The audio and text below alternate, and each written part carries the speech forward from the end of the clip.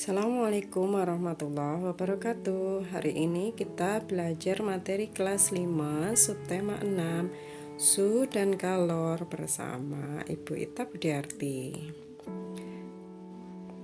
Baik, indikator yang akan kita capai adalah mengidentifikasi sumber energi panas pada benda-benda di sekitar. Kemudian, membuat laporan singkat pengamatan sumber energi panas pada benda-benda di sekitar. Selanjutnya, menyebutkan kata kunci dan menjawab pertanyaan dari teks eksplanasi. Dan yang terakhir yaitu mengidentifikasi kata kunci dan membuat ringkasan dari teks eksplanasi. Nah, apakah teks eksplanasi itu? Teks eksplanasi merupakan teks yang berisi penjelasan tentang berbagai peristiwa yang terjadi di sekitar kita, seperti fenomena alam, sosial, dan budaya. Teks yang disajikan harus sesuai fakta. Kita dapat menemukan informasi penting dari suatu teks eksplanasi dengan menentukan kata kunci dari teks tersebut. Nah, apa itu ya kata kunci?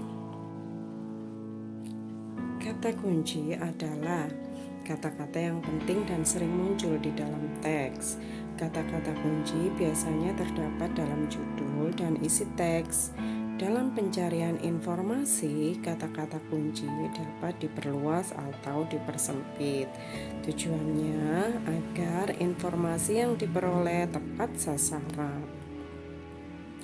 Nah, supaya lebih jelas, coba kita cari kata kunci dari teks eksplanasi berikut ini. Kalor merupakan salah satu bentuk energi yang dapat berpindah dari benda yang bersuhu tinggi ke benda yang bersuhu rendah. Perpindahan kalor dapat terjadi karena adanya perbedaan suhu dalam benda. Kalor dapat menaikkan atau menurunkan suhu. Semakin besar kenaikan suhu, maka kalor yang diterima oleh benda semakin besar. Sebaliknya, jika semakin sedikit kenaikan suhu, maka kalor yang diterima akan semakin sedikit. Coba dari teks yang sudah kita baca tadi, apakah kata kuncinya? Nah, kata kunci, ingat ya, kata kunci adalah yang sering muncul. Coba, kata yang sering diulang dalam teks tersebut rupanya adalah suhu dan kalor. Nah, inilah kata kunci dari teks ini.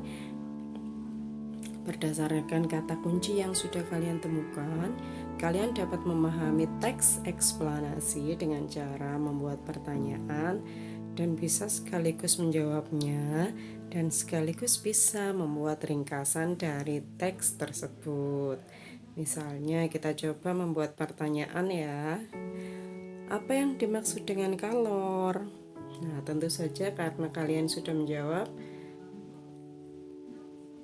kalor merupakan suatu bentuk dari energi yang dapat berpindah.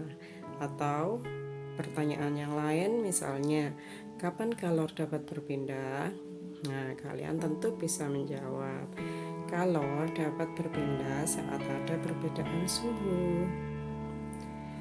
Nah, selanjutnya, siapa di antara kalian yang sering membuat teh panas atau kopi atau susu misalnya? Jika diaduk dengan sendok logam, apa yang kalian rasakan? Tentu akan merasa panas, bukan? Nah, dari mana panasnya itu ya? Mengapa pada saat kita mengaduk kita bisa ikutan panas? Coba kita pikir-pikir asalnya dari mana? Oh, tentu asalnya dari air panas yang ada di gelas itu kan. Nah, sedangkan air panas itu berasal dari direbus dulu kan. Tentu air yang panas di panci itu yang direbus mempunyai energi dari api kompor. Maka kita bisa menyebut api kompor itu sebagai sumber energi panas Dengan demikian, maka sumber energi panas yaitu segala sesuatu yang dapat mengeluarkan panas. Nah, coba kalian perhatikan lingkungan di sekitar kalian.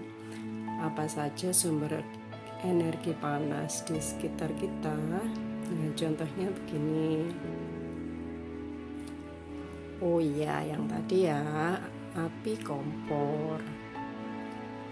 Ada juga api dari kayu atau ranting, atau kita sering membuat api unggun ya, itu adalah sumber energi panas.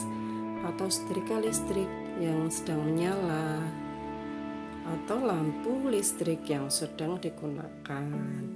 Nah, satu lagi sumber energi yang panas yang terbesar di bumi adalah, nah iya betul, sumber energi panas terbesar bagi bumi adalah matahari. Allah menciptakan matahari sebagai sumber energi untuk bumi. Dia berguna untuk menerangi bumi, sehingga membuat terjadinya siang dan malam, berperan dalam proses terjadinya awan, dan karena dia juga berperan dalam menguapkan air laut, sehingga juga berperan terjadinya siklus perputaran air sebagai sumber energi pada panel surya, dan berperan dalam proses fotosintesis dan lain-lain. Baik, itu saja pelajaran kita hari ini. Kita akan jumpa lagi pada kesempatan besok. Terima kasih. Assalamualaikum warahmatullahi wabarakatuh.